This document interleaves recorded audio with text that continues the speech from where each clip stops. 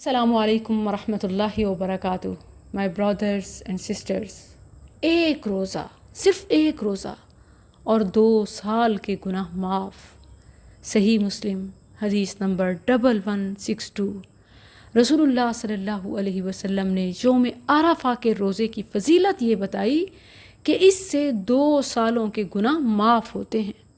تو انشاءاللہ یہ روزہ رکھنا ہے، فضیلت کو پانا ہے. اب سوال یہ ہے کہ یوم عرفہ سے کیا مراد ہے؟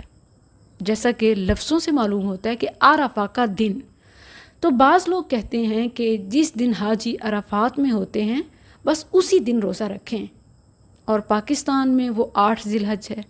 تو اسی پر زور دیا جاتا ہے کہ اگرچہ وہاں 9 ذی الحج ہو یا یہاں 8 ذی الحج ہو، تاریخ کو نہ دیکھیں، یوم عرفہ لفظ کو دیکھیں.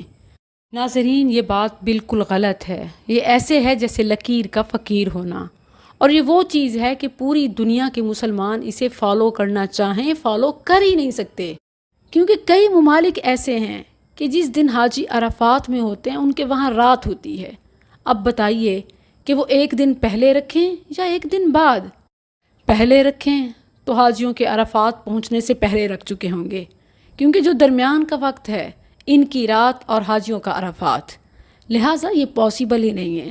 جب کہ شریعت تمام جہان والوں کے لیے ہے، ذکر للعالمین.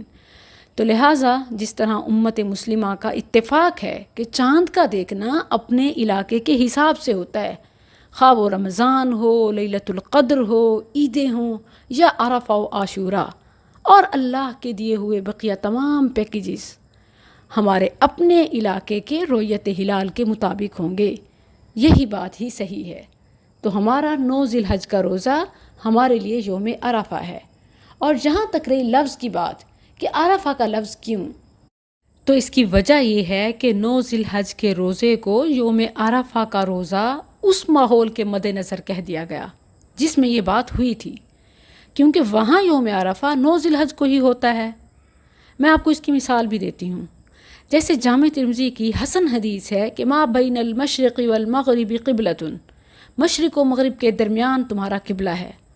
اب اگر کوئی پاکستانی یا ہندوستانی اس حدیث کے ظاہری الفاظ کو مد نظر رکھ کر اپنے قبلہ کا تعین کرے تو وہ غیر قبلہ کو قبلہ بنا بیٹھے گا، کیونکہ پاکستانی مسلمانوں کا قبلہ مشرق و مغرب نہیں بلکہ شمال و جنوب کی درمیانی سمت ہے. اہل مدینہ کے حساب سے مشرق و مغرب سمت بنتی تھی، اسی لیے یہ الفاظ فرمائے گئے. یہی حال یوم عرفہ کے لفظوں کا ہے. 9 ذی الحجہ کی یوم عرفہ سے مناسبت وہاں کے حساب سے کی گئی، بقیہ علاقے والوں کا اپنا ہی 9 ذی الحج یوم عرفہ ہوگا. تو ہمارا پاکستانی حساب سے 9 ذی الحج یوم عرفہ کا روزہ بنتا ہے. ایک روزہ، 2 سال کے گناہ معاف. ڈونٹ مس دس آفر انشاءاللہ. السلام علیکم ورحمۃ